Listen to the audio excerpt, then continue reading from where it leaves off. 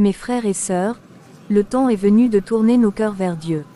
Nous vivons dans un monde rempli de distractions, mais n'oublions pas l'essentiel. Le Seigneur est notre lumière, notre force dans les moments de doute, et sa parole est notre guide.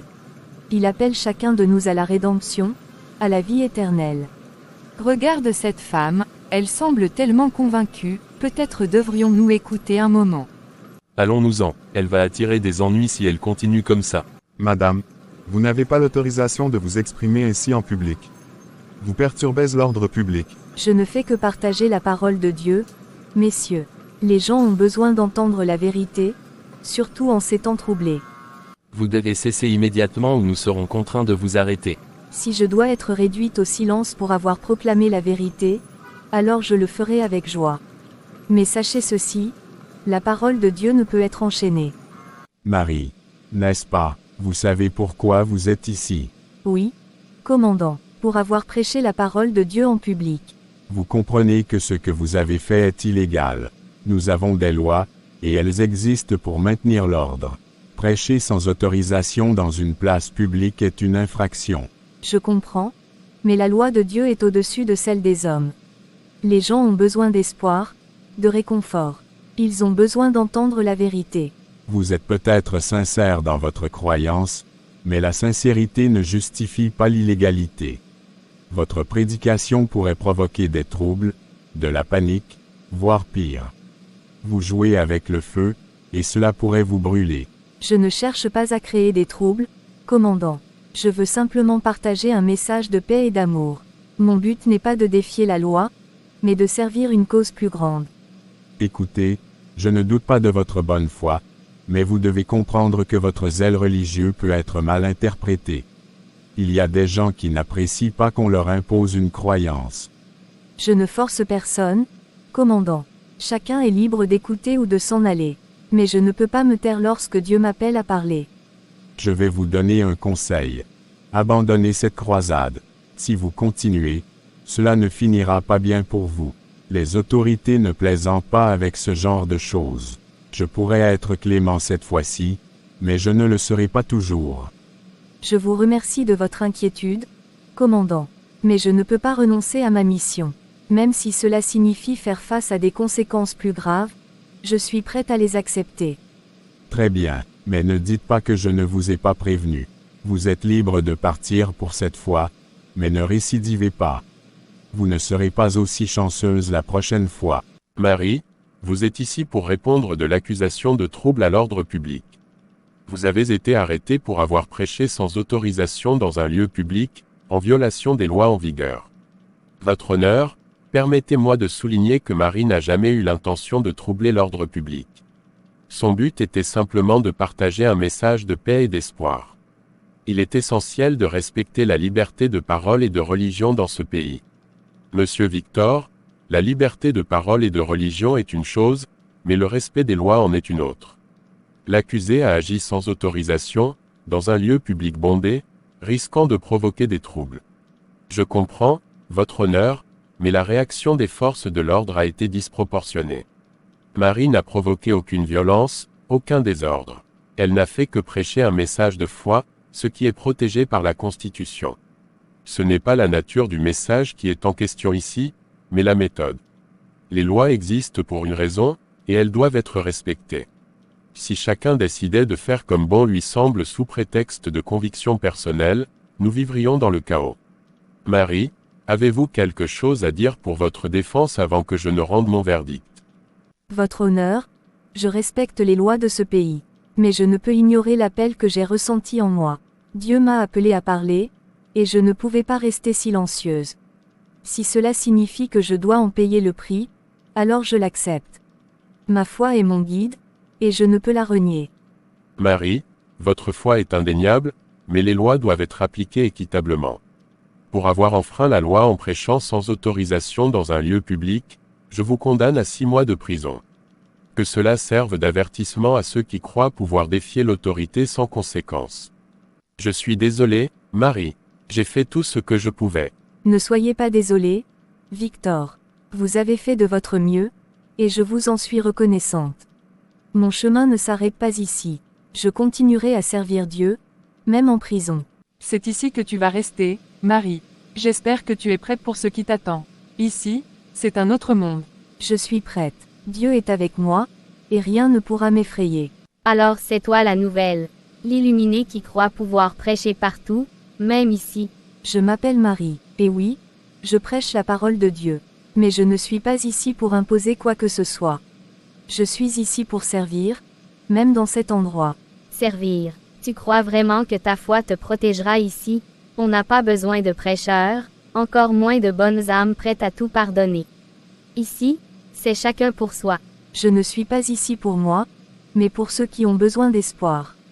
Dieu nous guide, même dans les lieux les plus sombres. Écoute, Marie, ici c'est mon territoire. Les filles me respectent, et si tu veux survivre, tu ferais bien de ne pas me chercher des ennuis avec tes histoires de Dieu. Parce qu'ici, c'est moi qui décide qui a besoin d'espoir, et qui n'en a pas. Je respecte ta place ici, Juliette. Mais je crois aussi que même les cœurs les plus endurcis peuvent trouver la paix. Je ne suis pas ton ennemi. On verra bien, mais ne te fais pas d'illusions, petite. Ici, la seule loi qui compte, c'est la mienne. Seigneur, merci de m'avoir donné la force de passer cette journée. Je sais que tu es avec moi, même dans ce lieu sombre.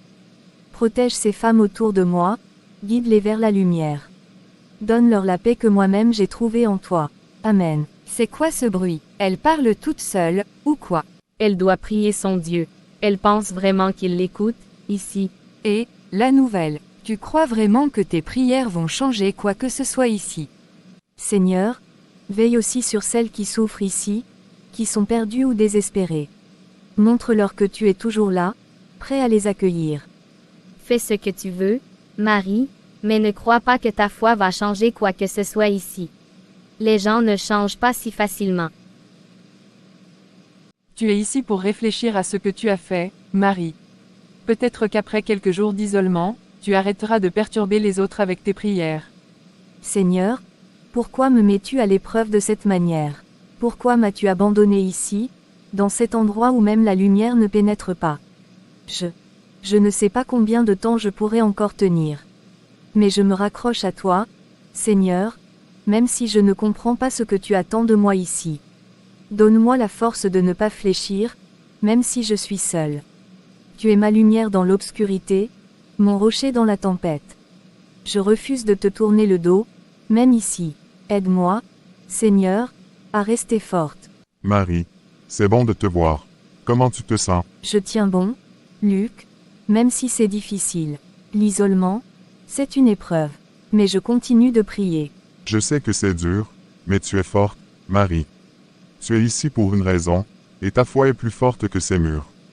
Il y a beaucoup de gens dehors qui prient pour toi, qui croient en toi. Merci, Luc. Savoir que je ne suis pas seul m'aide plus que tu ne peux l'imaginer. Mais parfois, je me demande si je fais vraiment ce que Dieu attend de moi. Regarde tout ce que tu as accompli. Même en prison, tu continues de toucher les cœurs. Ta prière a résonné ici, et dehors, des gens commencent à s'interroger, à se rallier à ta cause. Ne laisse pas le doute t'envahir.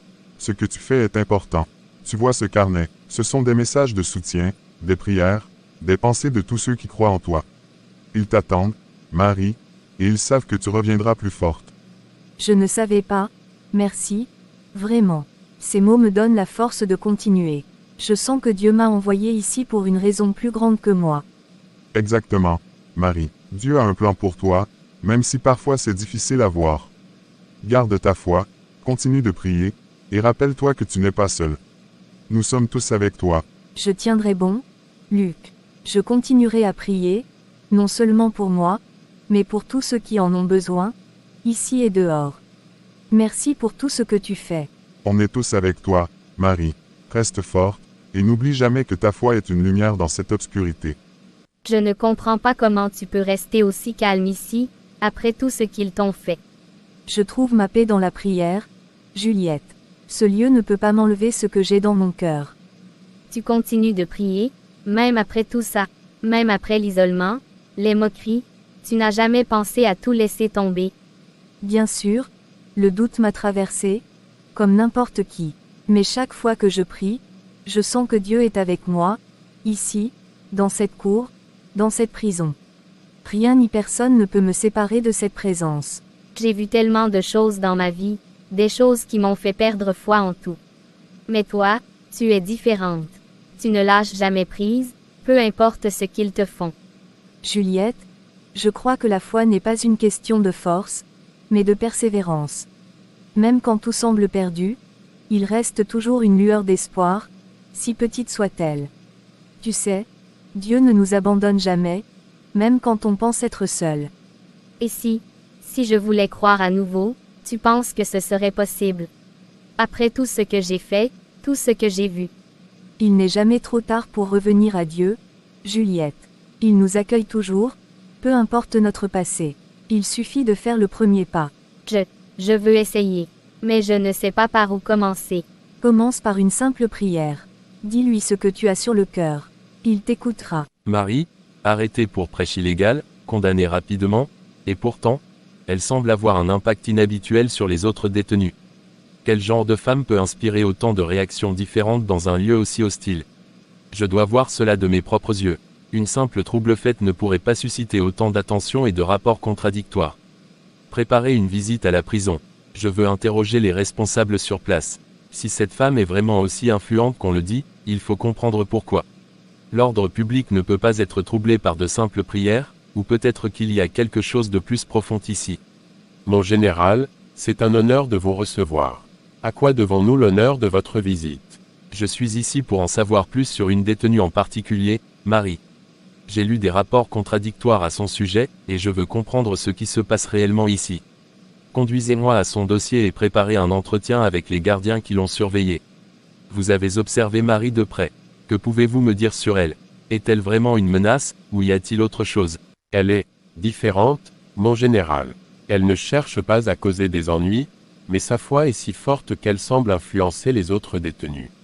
Certaines l'admirent, d'autres la craignent, mais il n'y a aucun doute, elle a une aura qui la distingue.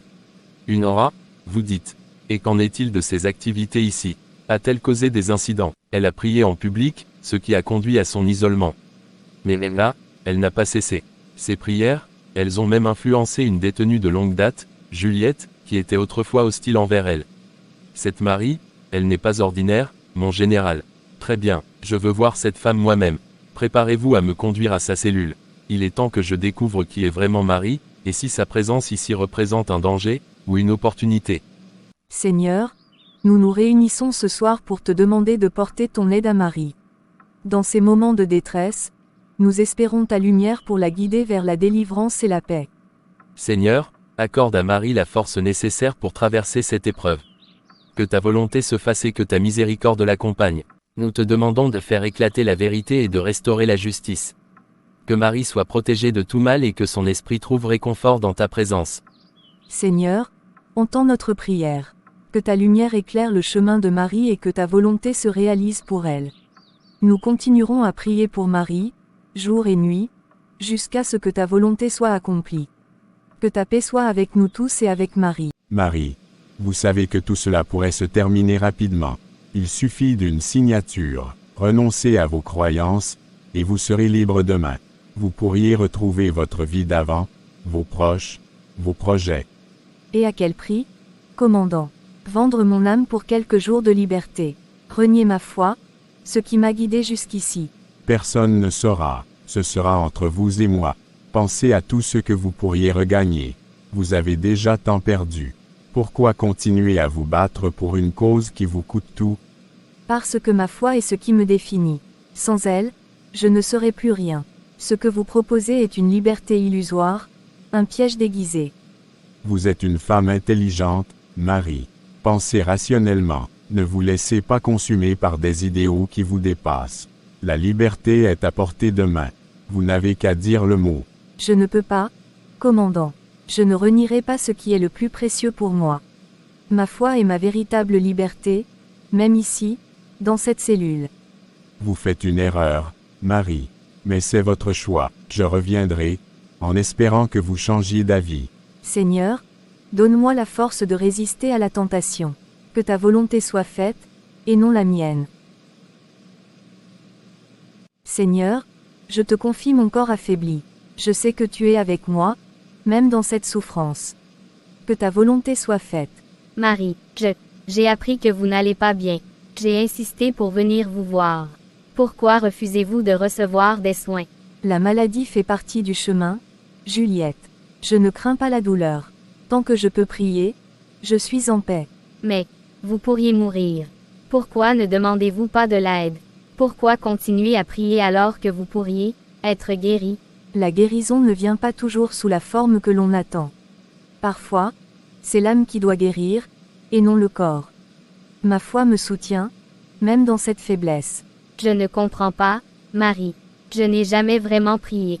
Je ne sais même pas si je crois en tout ça, mais, je veux que vous vous en sortiez. La prière, c'est simplement parler à Dieu, ouvrir son cœur. Peu importe comment vous commencez, il entendra toujours. Seigneur, si vous existez, aidez Marie. Je ne sais pas quoi dire, mais je veux qu'elle vive. Aidez-la à guérir. Merci, Juliette. Vous avez déjà fait beaucoup en priant. Que Dieu vous bénisse. Comment peut-elle rester aussi forte, aussi inébranlable? Où trouve-t-elle cette force alors que tout semble perdu? Pierre, j'ai remarqué que vous êtes différent ces derniers jours. Qu'est-ce qui vous préoccupe autant? C'est cette femme, Marie. Elle refuse de céder, malgré tout ce qu'on lui a fait subir. Elle continue de prier, de croire. Cela me dépasse. Cela vous touche plus que vous ne voulez l'admettre, n'est-ce pas? Pourquoi pensez-vous qu'elle continue ainsi? Je ne sais pas. C'est comme si elle possédait une force que je ne comprends pas. Comme si, malgré tout ce qu'on lui a pris, elle avait encore quelque chose de précieux, quelque chose qui lui donne la paix. Peut-être qu'elle a trouvé quelque chose que ni vous ni moi ne possédons. Une certitude, une foi qui transcende les circonstances. J'ai passé toute ma vie à croire en l'ordre, en la discipline. Mais maintenant, je me demande si j'ai manqué quelque chose de plus grand. Quelque chose que Marie semble comprendre, mais qui m'échappe totalement.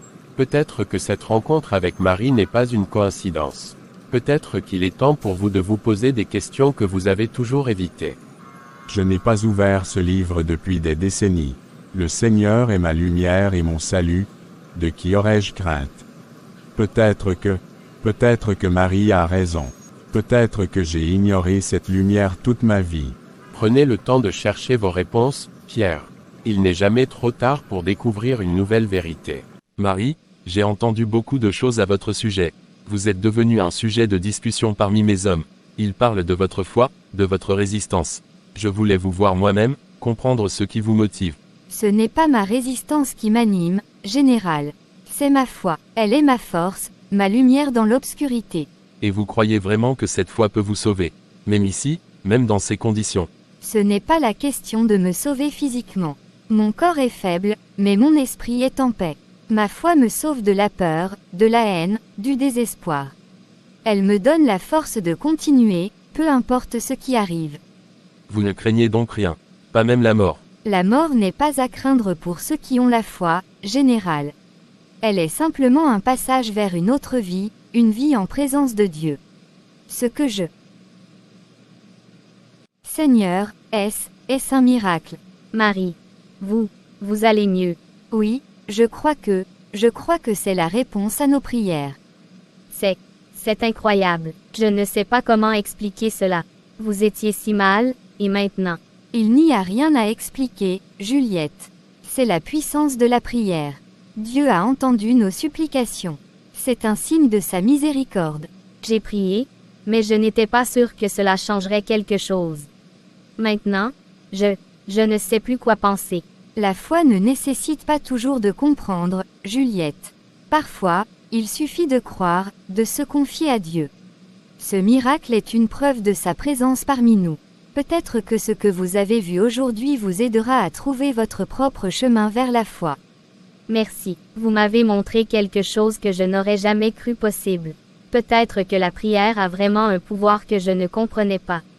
La prière a le pouvoir de transformer nos cœurs, nos vies. C'est un lien direct avec Dieu, un acte de confiance. Et aujourd'hui, nous avons été témoins de cette force. Marie ne doit pas être punie pour ce miracle. Si nous restons silencieuses, il pourrait la transférer ou pire. Nous devons montrer que nous sommes prêts à la défendre. Et si les gardiens réagissent violemment? Nous risquons gros. C'est un risque que je suis prête à prendre. Si nous n'agissons pas maintenant, nous trahissons ce en quoi nous croyons. Si Dieu est avec nous, qui peut être contre nous? Que se passe-t-il ici? Retournez dans vos cellules immédiatement. Nous ne bougerons pas. Marie ne doit pas être transférée, ni punie. Nous resterons ici, et nous la protégerons. Vous devrez nous passer sur le corps pour l'atteindre. Ne soyez pas stupide, vous êtes en train de vous condamner. Ce qui nous condamnerait, c'est de rester silencieuse face à l'injustice. Nous croyons en ce que Marie nous a montré. Si cela signifie se révolter pour la protéger, alors c'est ce que nous ferons. Arrêtez, qu'est-ce qui se passe ici? Nous protégeons Marie. Elle ne mérite pas d'être punie pour un acte de foi. Nous ne reculerons pas. Juliette, vous n'avez pas à faire cela pour moi. Dieu est notre protecteur. Je ne veux pas que vous soyez blessée à cause de moi. Nous le faisons parce que nous croyons en vous, Marie. Parce que vous nous avez montré qu'il y a plus dans ce monde que la douleur et le désespoir. Vous avez fait preuve d'un grand courage aujourd'hui. Je n'oublierai pas ce que j'ai vu. Marie ne sera pas transférée. Mais je vous demande maintenant de retourner dans vos cellules. Il n'y aura pas de représailles, mais cette révolte s'arrête ici. Reculez. Merci, Juliette. Que Dieu vous bénisse pour votre bravoure. C'est vous qui nous avez montré la voie, Marie. Nous croyons en ce que vous nous avez appris. Entrez. Bonjour, Antoine. Je te remercie de m'avoir reçu si rapidement. Victor, je t'en prie, assieds-toi. Tu m'as dit que tu avais des informations importantes concernant le dossier de Marie. Oui, j'ai enquêté discrètement sur le cas de Marie depuis quelque temps. Il y a des éléments que j'ai découverts qui, je pense, pourraient changer la donne. Ce dossier est loin d'être aussi simple qu'il n'y paraît. Qu'est-ce que tu as découvert? Ici, j'ai trouvé des incohérences dans les témoignages qui ont conduit à l'arrestation de Marie. Des témoins clés ont modifié leurs déclarations sous pression. Et ce n'est pas tout. Les preuves matérielles sur lesquelles le tribunal s'est appuyé sont douteuses. Certains éléments ont été falsifiés ou carrément fabriqués. Comment est-ce possible? Comment ai-je pu ne pas voir cela? Les personnes impliquées ont tout fait pour dissimuler la vérité. Mais maintenant que nous avons ces informations, il est de notre devoir de rouvrir le dossier et de mener une enquête complète. Marie mérite la justice, pas un jugement bâclé. Très bien, Victor, nous allons rouvrir le dossier. Je vais ordonner une enquête plus approfondie immédiatement. Si ce que tu dis est vrai, ceux qui ont tenté de manipuler ce procès devront en répondre. Merci, Antoine. Marie a souffert injustement. Il est temps que la vérité éclate, pour elle, mais aussi pour ceux qui ont foi en la justice. Nous allons faire ce qu'il faut, pour Marie, et pour la justice. Entrez. Commandant, vous avez demandé à me voir. Marie, depuis que vous êtes ici, j'ai été témoin de quelque chose de rare. Votre foi, votre force, elles m'ont touché d'une manière que je n'aurais jamais imaginée. La foi est un don, commandant. Elle nous guide, même dans les moments les plus sombres. Toute ma vie, j'ai suivi les règles, obéi aux ordres sans poser de questions. Mais depuis que je vous ai rencontré, j'ai commencé à remettre en question mes propres convictions, mes choix. J'ai compris que vous ne représentez aucune menace, Marie. Au contraire, vous êtes un exemple de foi, de résilience, et je pense que c'est ce dont ce monde a besoin, maintenant plus que jamais. C'est pourquoi j'ai pris une décision. Je vais ordonner votre libération immédiate. Vous ne méritez pas d'être ici, emprisonné pour quelque chose qui est au-delà de la compréhension humaine. Vous n'avez pas à me remercier, Marie. C'est moi qui devrais vous remercier. Grâce à vous, j'ai redécouvert quelque chose que j'avais perdu depuis longtemps, la foi. J'ai oublié ce que c'était que de croire, vraiment croire en quelque chose de plus grand que soi. Vous m'avez rappelé cela, et pour ça, je vous serai éternellement reconnaissant. Que Dieu vous bénisse, commandant. Vous avez fait preuve de courage, non seulement en prenant cette décision, mais en écoutant votre cœur. Allez, Marie, rentrez chez vous et continuez à inspirer ceux qui croisent votre chemin.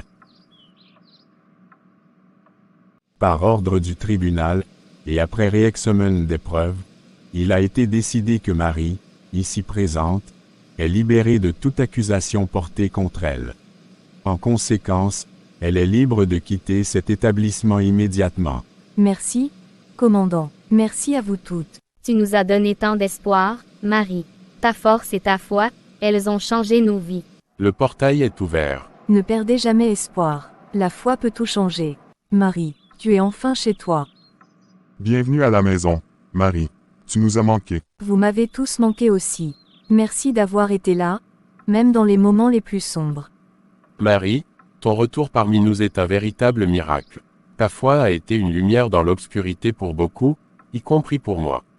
Tu es une bénédiction pour nous tous, Marie. Dieu t'a ramené ici pour une raison. J'ai vu la puissance de la foi, non seulement pour moi, mais pour ceux que j'ai rencontrés en prison. Ce que j'ai vécu m'a montré que ma mission est loin d'être terminée. Dieu m'a sauvé pour que je continue à prêcher sa parole. Nous serons toujours à tes côtés, Marie. Quoi que tu fasses, où que tu ailles, tu n'es pas seule. Alors commençons ici, ensemble. Que cette maison soit un sanctuaire où la parole de Dieu résonne toujours. Que notre foi continue de grandir, et que nous soyons des témoins de sa bonté, non seulement dans les moments de joie, mais aussi dans les épreuves.